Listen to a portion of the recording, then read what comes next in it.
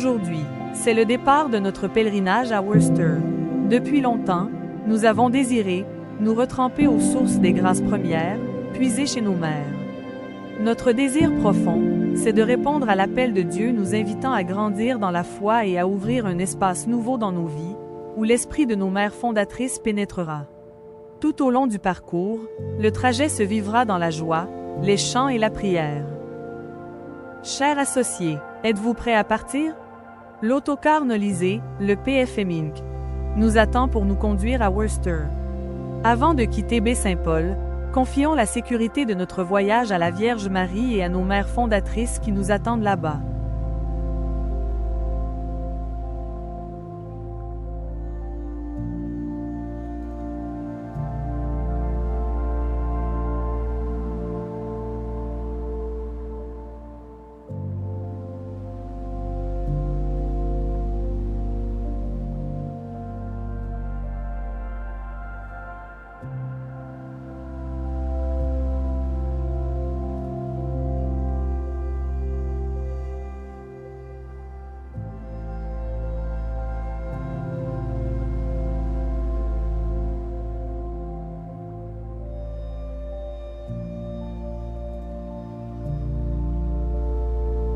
Enfin, après avoir roulé 10 heures, nous approchons de Worcester. Oh, je vois deux mères fondatrices, je crois reconnaître mère Marie-Joseph et mère Marie-Alexis, elles sourient, elles nous font signe de descendre. Chers laïcs associés, soyez les bienvenus à Worcester. Sœur Marie-Alexis et moi sommes tellement heureuses de vous accueillir dans ce lieu béni de nos commencements. Quelle grande joie de vous rencontrer, de partager avec vous, les porteurs de notre spiritualité, de notre mission et de notre charisme. Guidés par notre Père Saint François d'Assise, dans l'action de grâce, marchons toujours ensemble. Venez, je vous conduis au lieu où tout a commencé. Monsieur l'abbé Joseph Brouillet était le curé de ma paroisse, Notre-Dame des Canadiens, depuis juillet 1883. C'était un prêtre bon, généreux et sensible à la misère humaine, surtout celle de jeunes orphelins abandonnés à eux-mêmes.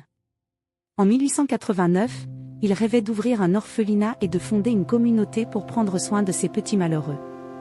Il en discuta avec son ami, le curé Delfaux de la paroisse voisine, Manchot. Celui-ci lui présenta les deux institutrices, tertiaires franciscaines, pour l'aider à ouvrir l'orphelinat et la communauté. De plus, il lui a offert l'abbé Zotique du Rocher, son vicaire, pour assurer la formation spirituelle des novices. Une bonne journée, monsieur le curé Brouillet s'amène chez mes parents Louise et Rémi Rondeau. Il leur parle de son projet d'orphelinat, de communauté religieuse, il va jusqu'à leur demander s'ils ne me permettraient pas à moi, leur fille, Marie-Louise Rondeau, d'être la première novice de sa communauté. Mes parents très surpris m'ont laissé décider. J'ai beaucoup prié, j'hésitais, je voulais poursuivre mes études au Canada. Quand je pensais à ces jeunes enfants pauvres et abandonnés, mon cœur se serrait. Si je refusais, je ne pourrais pas les aider. Saint François, lui aussi, aimait les malheureux. Après mûre réflexion, je suis allée au presbytère rencontrer monsieur Brouillet et lui ai dit, « Monsieur le curé, j'accepte, je serai la première à entrer dans la communauté. » Dans le grand bâtiment que vous voyez, situé au coin des rues Southgate et Grand, acheté en 1884 par monsieur Brouillet, c'est là, au premier étage que nous avons été logés. Je me revois, moi, Marie-Louise, âgée à peine de 18 ans. Le cœur brisé après avoir fait mes adieux à mes parents, je suis partie confiante et courageuse, je sentais que je répondais à ce que Dieu voulait de moi. C'était le 13 août 1889, jour mémorable de la fondation de notre congrégation et l'ouverture officielle de l'orphelinat de South Worcester. Je vous assure que l'habitation n'offrait ni commodité ni confort, il n'y avait presque rien. Nous étions 4 à franchir pour la première fois ces murs, les deux tertiaires, sœur Saint-François d'Assise et sœur Sainte-Claire d'Assise, la jeune infirme Amanda Larreau et moi-même, Marie-Louise. Cette journée-là, j'ai fait connaissance avec la pauvreté, je venais de quitter la confortable résidence que mon père avait bâtie. 2 jours après notre entrée, le 15 août, un autre événement important pour nous en cette fête de Notre-Dame de l'Assomption, une première messe de communauté est célébrée par monsieur le curé Delfaux. Nous 4, unis à la prière du prêtre, avons offert nos êtres au Seigneur et l'avons supplié pour le succès de son œuvre de miséricorde. Dans la plus grande simplicité, notre congrégation naissait. Avec moi, adressons cette prière d'action de grâce.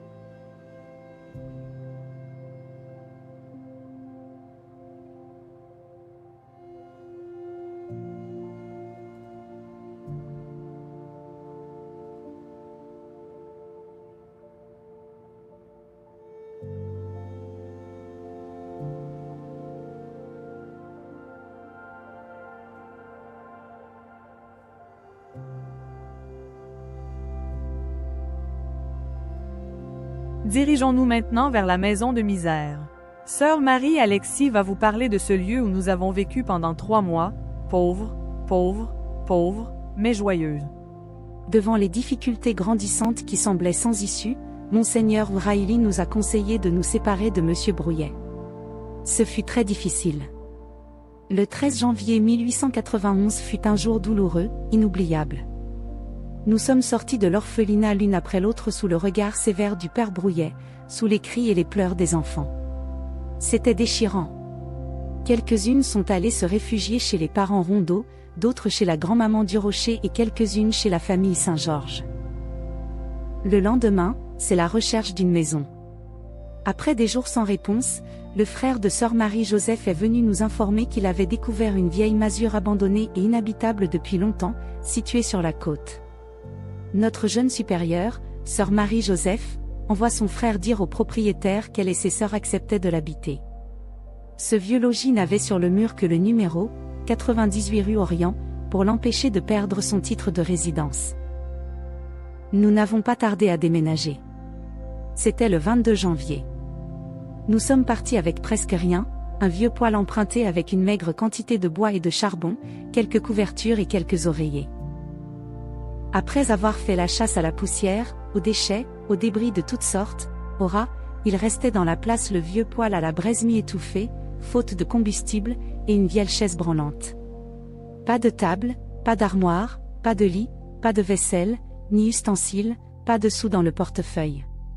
Nous étions 15 sœurs, plus 4 orphelins. Je peux vous dire que le menu du premier repas et les autres furent très sobres, galettes confectionnées de farine délayée de neige fondue, l'eau est manquante, une boîte de sardines qu'un ouvrier soustrait à son repas. Au premier souper, c'est toute une complication, une dame charitable envoie une marmite de bon potage chaud. Nous avons dû le manger à tour de rôle. Nous avions seulement une assiette et une cuillère. Quant au coucher, ce ne fut pas compliqué. Dans l'unique lit de la chambre du 2e étage, ont dormi les 3 garçonnets. Dans les autres chambres, nous les sœurs, avons dormi à même le sol, enveloppées d'une couverture. Pour notre compagne malade, sœur Marie de Bon Secours, nous avons étalé une botte de paille en guise de lit voulant la préserver du froid intense. L'hiver est rude dans cette maison non chauffée où le vent et la neige entraient par les planches disjointes et des vitrages cassés. Je vous assure, ce que nous avons vécu là est vrai. La maison de misère demeure et reste pour nous une masure où nous avons eu froid, nous avons eu faim et nous avons dormi sur le plancher. Nous avons été heureuses. Ces souffrances nous ont unis dans une fraternité très grande. Nous avons touché la providence de Dieu à plusieurs occasions. Je vous raconte un fait qui s'est manifesté par l'intervention de Saint Joseph. Un jour du mois de février, une grosse tempête de neige, pas une sœur ne risque de s'aventurer dehors pour aller chercher du pain, le garde-manger est vide. À 9h30 de la matinée, ni les sœurs ni les orphelins n'ont encore une bouchée à manger. Nous nous sommes rassemblés devant la statuette de Saint Joseph, nous l'avons prié et avons crié notre famine. À peine commencé, quelqu'un frappe à la porte. Un bienfaiteur inconnu a bravé la tempête, j'ai pensé que vous aurez peut-être besoin de pain. Il dépose son panier sur la table et repart sans laisser de traces. Entonnons désormais ce chant.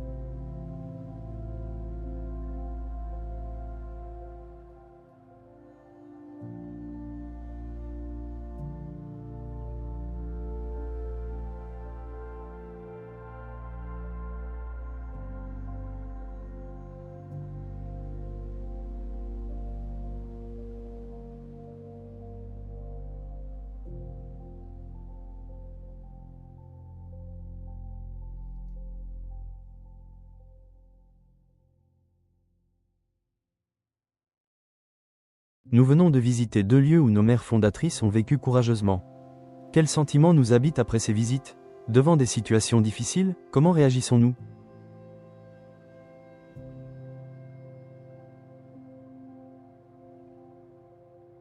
Avant que vous nous quittiez, je veux vous parler de Mère Marie-Joseph, vous la faire connaître et vous dévoiler son apport précieux à la communauté.